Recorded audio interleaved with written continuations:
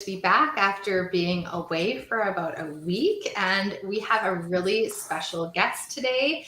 We have Alyssa Pajoli with us, and we are going to be talking all about self-care and making ourselves a priority. So, really juicy topic, really excited to get into this today.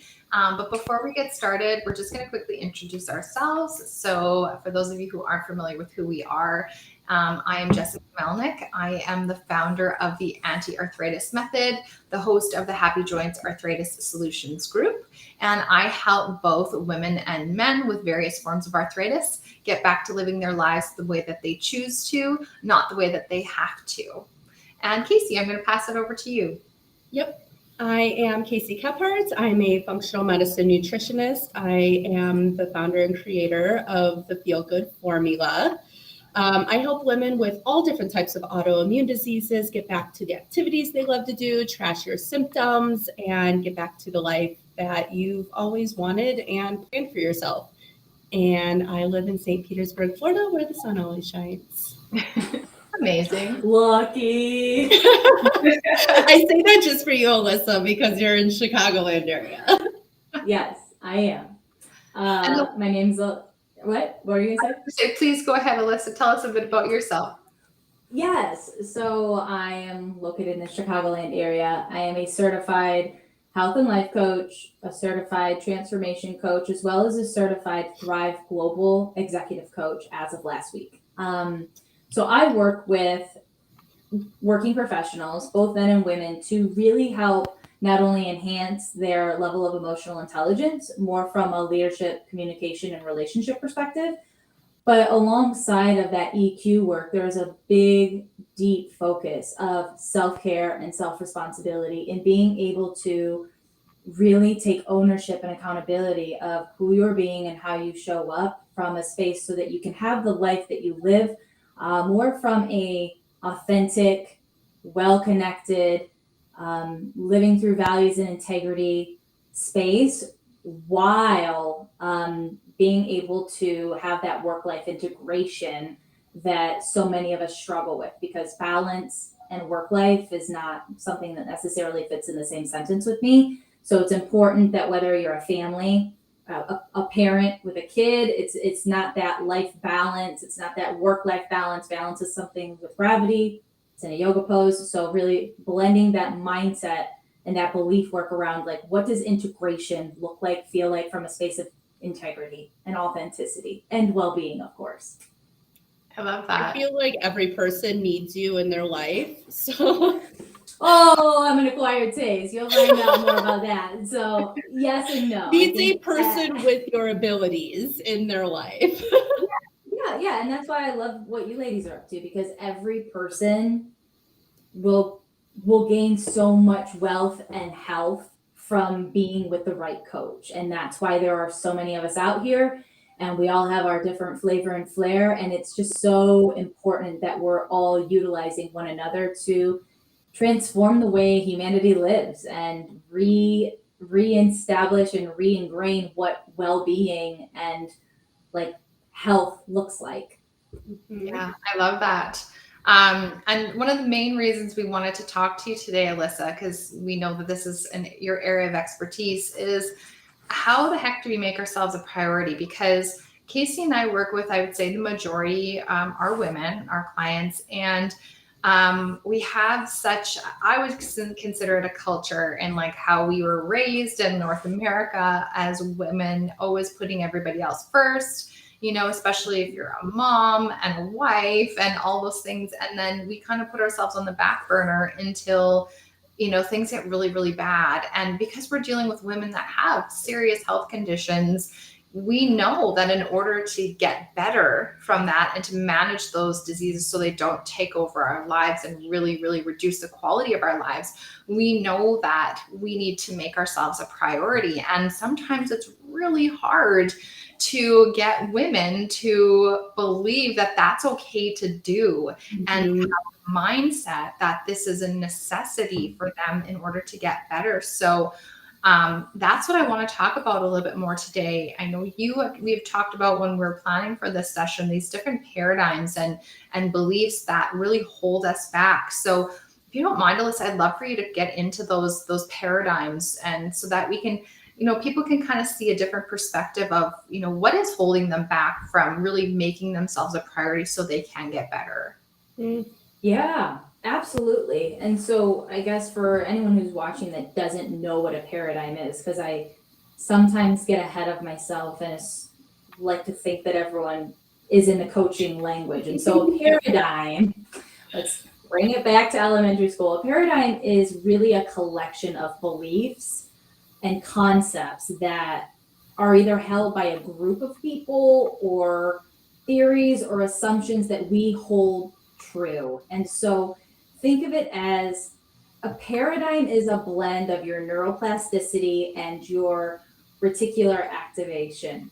And so your neuroplasticity is the pattern or grain that creates the habit. It is like a river or a stream, but your reticular activating system is the lens in which you see that. And that is based on how you were brought up, the culture, the religion, the mindset, the awareness of yourself, your friends. And so a paradigm kind of takes both of them into play and blends it to be, okay, this is a collection of framework, beliefs, community, theories, education of how I am operating or how I show up as a human. And what is very difficult about paradigms, what's difficult and beautiful, is that they can change at any given moment if we choose to change them. First, we have to be aware that they're happening. And two, we have to take responsibility for the shitty impact, pardon my language, but like the shitty reality where what it is hindering us from experiencing, and take true accountability. And I think that is what you were saying, Jessica, as a female, as a partner, a parent, a professional, we have all these hats. And so in all of those hats alone, you have different paradigms. You may be really confident as a parent because that's your newly engaged role.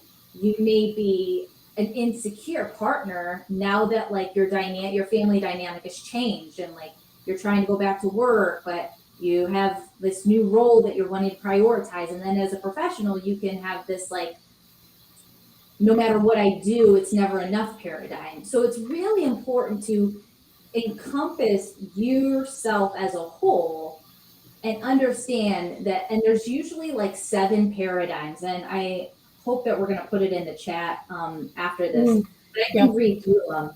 There's 7 paradigms that we're all operating under one of them and or multiple of them. So the first one is no matter what I do, it's never enough. That's a paradigm.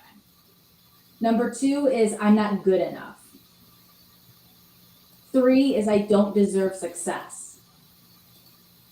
4 is I'm not safe, which is a big one. 5 is I'm not valued. 6 is I'm alone or abandoned. And then 7 is I'm not worthy. And so paradigms can be very limiting, and very limiting, especially in the cases that for individuals with autoimmune diseases, like it's such a doom and gloom space that can be so discouraging and so disappointing that you may likely have more than one of these operating that is like keeping you just like sunk under water deeper than what you really need to be. If you're not aware and you're not willing to say, man, yeah, I really subconsciously operate under this disservicing thought or this paradigm, this pattern, I should change it. And so then you create a positive paradigm, which is essentially the opposite of that limiting paradigm. Does that make sense? Yeah.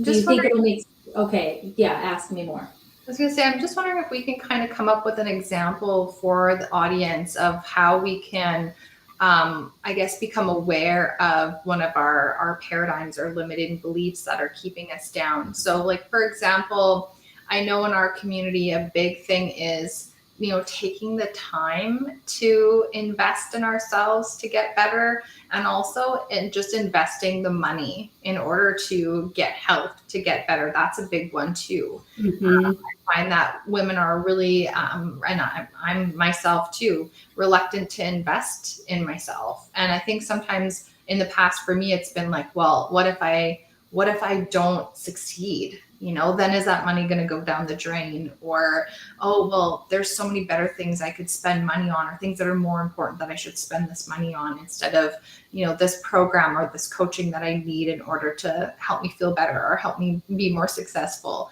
So I'm just wondering if we can kind of take one of those limiting beliefs that we see a lot of the times, and if you could give us an example, of Alyssa, about how we even begin to become aware of that and reframe that. I love that, because in that statement, I if I was taking notes, I would have taken down a few things. And the first is that the question, the first thing is to definitely question the integrity or the truth in what you're thinking. So you just said, I'm not going to be, is it really going to work, or am I going to be successful at it? So that goes to the paradigm of like, I don't deserve success, or I'm not successful. If you operate and believe and everything ingrained from you is coming from the space of I am successful, if you came into a call where you're like, oh my gosh, I'm struggling, I want support, and you're operating from the soul paradigm, that positive paradigm of I am successful, what would be different in having that conversation? Would you still have that second guessing or that hesitation? Right. No, because I would believe that it'd be like, yeah, maybe it's going to be hard, but I have the support now, and they're going to help me figure this out.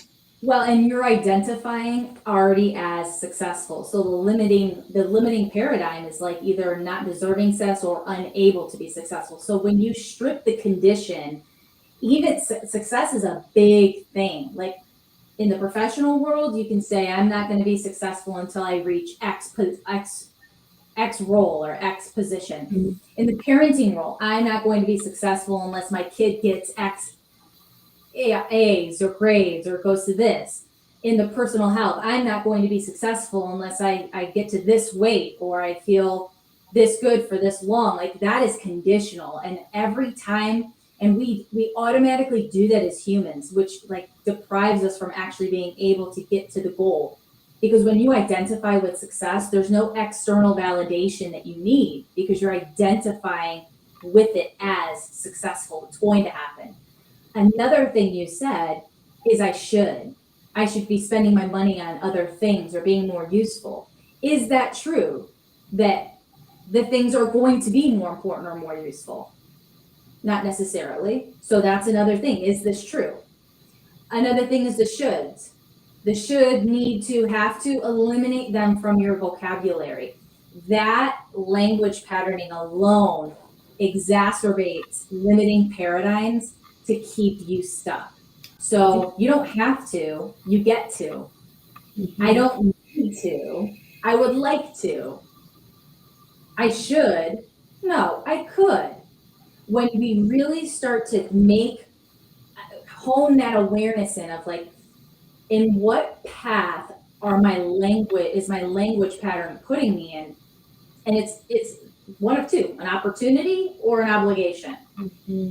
When we start essentially leading ourselves, I don't want to say forth, but leading ourselves to like, what is the opportunity in this? Or like, what is the opportunity?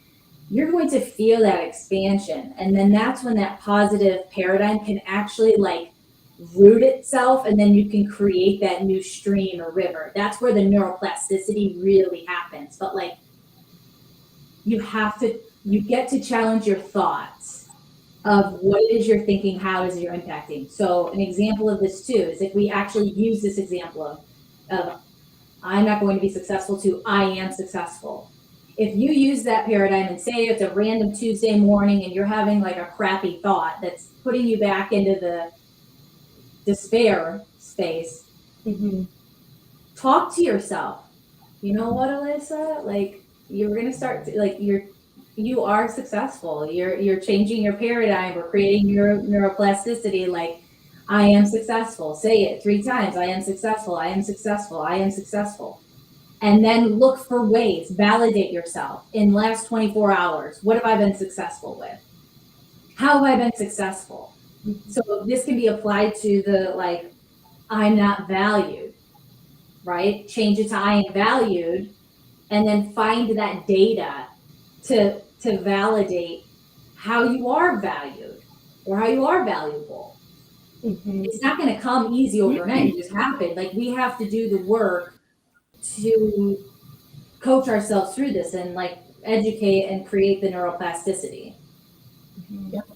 I love that. So I think that's a really great action task too for anybody listening to this now or on the replay is be aware of your thoughts today, tomorrow, and just question them and ask yourself if that's the truth or if that's just something that you've been saying to yourself over and over and over again subconsciously, not even realizing that that's no longer your truth at all.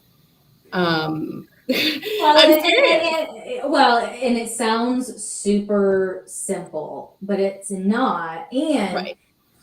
say you get to a space where you're thinking a thought and you're like, is that true? Like, and truth, by the way, is like you can find the answer in a book. Like, there's scientific data. So that's going to be the real kicker of like letting you know that 99% of the things you think are not true.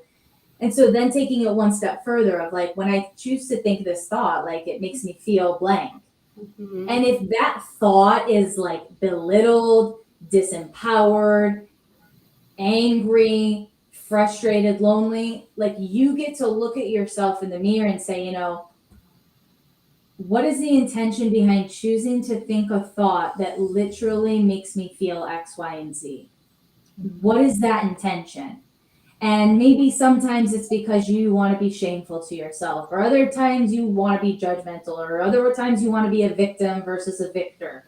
Like, that's okay. But then also, because you're calling out the fact that this is not true and that you're choosing to think this thought that's having a disempowering impact, reframe it, flip it, choose to think something different. Yeah, I love that. I think part of it is we're so unaware of our own thoughts because I look at them as like subconscious and automatic, just Yes. the way that, because it like you said, it's part of like our upbringing, our culture, our religion, like all the things all combined that it's just the way that we think, it's the way that we do, and you don't even think twice about it half the time. And I know for myself in the last couple of years, because I do get coaching because I think it's super important, just even realizing like, oh my gosh, like I've been thinking this all along and I wasn't even aware. Well, no wonder I feel like crap about this, that, and the other thing. No wonder it's been holding me back. And yeah, I just think that just becoming aware is so, so important. And I'm curious, like, how do you help people become aware of like their thinking and how it's holding them back? Like anything that stands out to you? Yeah, absolutely. So meditation is great, even if it's like through the Calm app or the Insight Timer, or if it's just like literally sitting in stillness with a piece of paper and a pen or pencil, and you just write down what it is you're thinking. Like, the more we can slow down and settle, the more aware we can become. And so meditation is a great way. Also, though, journaling. Like, I have tons of clients that find a lot of success in gratitude journaling. So they wake up, they write, and because I'm in the EQ world, I have a wheel of primary, secondary, and tertiary emotions. So they have this emotions wheel, like 55 emotions. Point out how you're feeling. What are the 3 things you are grateful for? And what belief are you choosing to identify with today? Like, who are you choosing to identify as? And that can sometimes, or what is your intention for the day? Sometimes it's going to be present. Other times it's going to be patient. Sometimes it might be to be strong. So like, even just having that check-in of like, how do I want to show up today? or like what intention do I want to put out into the world and the energy of who it is I'm being. And then that's it. And then when you go to bed, write down the 3 things that you're grateful for, you're bragging about, your big wins. Again, what are you feeling and what are you identifying as? Yeah. Like based on how your day, like who did you show up as? I think that is the really the only, and coaching and therapy, obviously. Like I have a therapist that I go to with my partner every 6 weeks for it's our relationship church. I have my own coaches that I do weekly calls with. So it's like the more conversations you can have with someone that's like detached from your inner dialogue is like there's no number on what that's worth. Yeah. No way. Yeah, I love that. And Casey, interrupt me at any point. I don't want to take over the conversation, but it makes me think of like how our clients, like you said, in the morning, it's like, who do I want to be today? Like, how do I want to show up? And I think that like a lot of our clients come to us because they are in a position where they aren't living the way they want to live. They are not the person who they want to be because they are sick. They're not well. Their body is not functioning the way that they want it to. And really taking the time to think about that, like, what do I actually want to be able to do that I can't right now? And how, if I'm able to physically get myself healthier, how is that going to affect the person that I show up as and who I can be for myself and for my loved ones? And I think sometimes the first time people even get to think about that is on a call with us when they're in our community kind of for a while. And then sometimes people will come to a call and see if they want to work with us. And we ask some of those questions, like, why is this important? Why now? And I think a lot of times people have never really, like, they don't really take the time or just, like you said, just slow down and really think about that. Well, and it's scary. When we think about creating change, especially whether it's physical, relational, or neurological, like 80% of change is mindset, 20% is mechanics. And so, especially when it's your health and it's such a frustrating space to be in, there is that painful toggle of like, how bad is it gonna have to get until I actually allow myself to have support. It's the same thing in corporate America with people and burnout and like stress.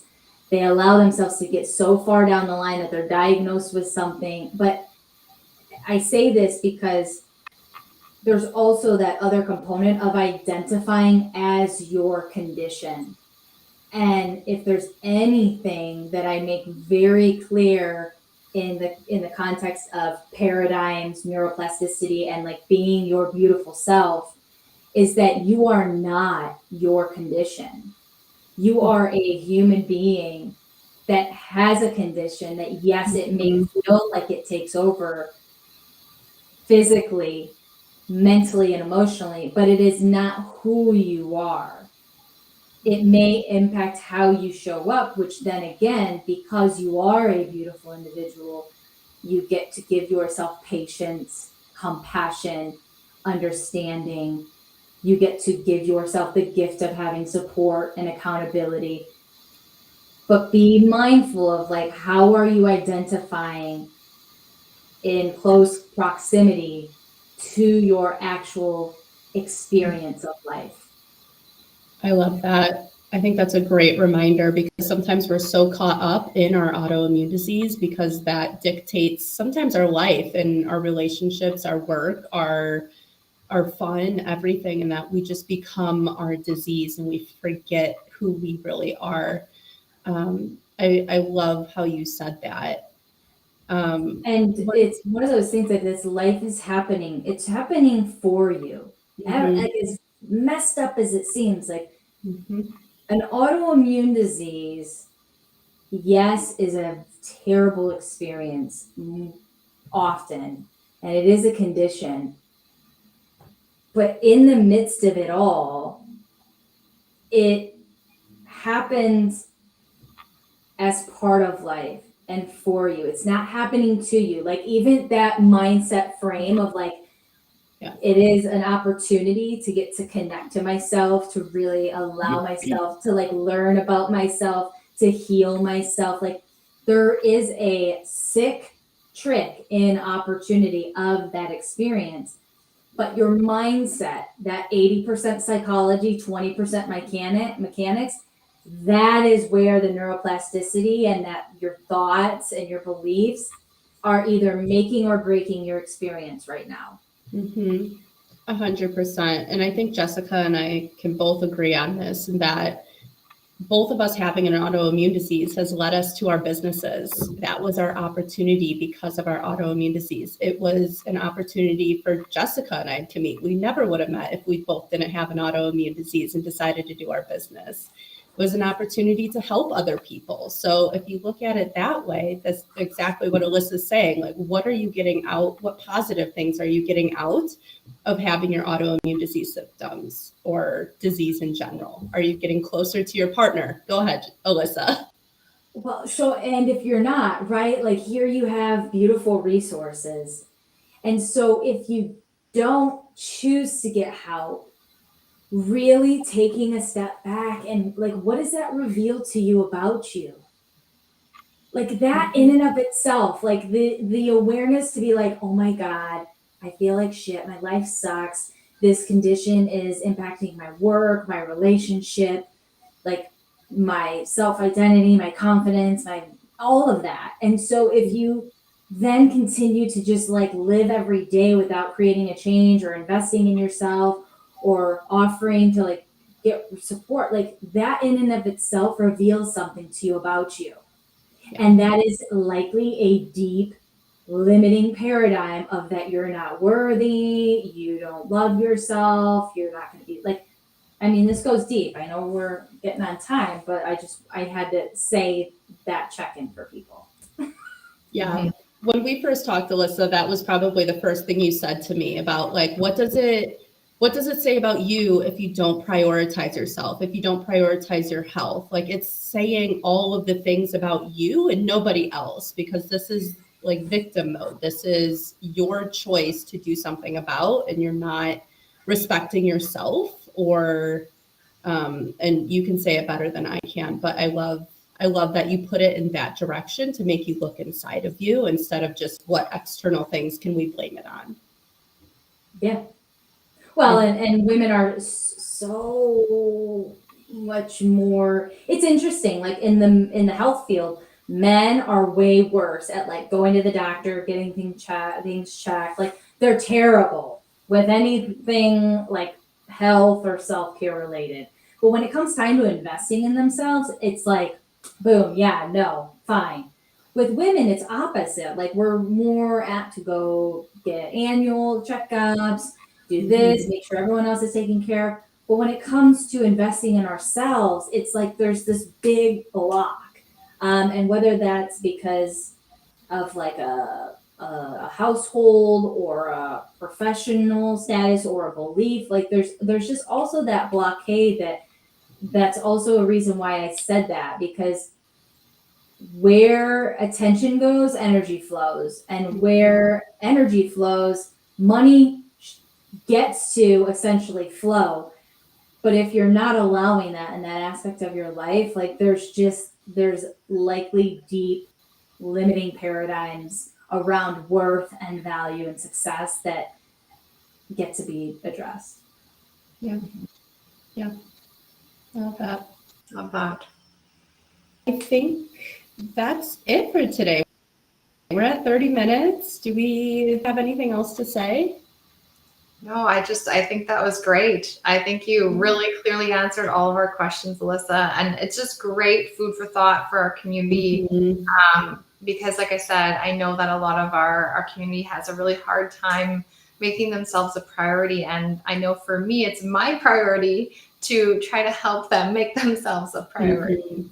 And so that they can get better. It's so, so important. So thank you so much for coming today, Alyssa, and talking with us and giving us a new, fresh perspective. Like Casey said, we can't say it as good as you say it. such a way of explaining it that is so helpful. And I think just such a fresh perspective that most people are not familiar with. So thank you. Alyssa, Absolutely. I'm going to drop your socials in the chat as well, but on video, do you want to say where people can reach you?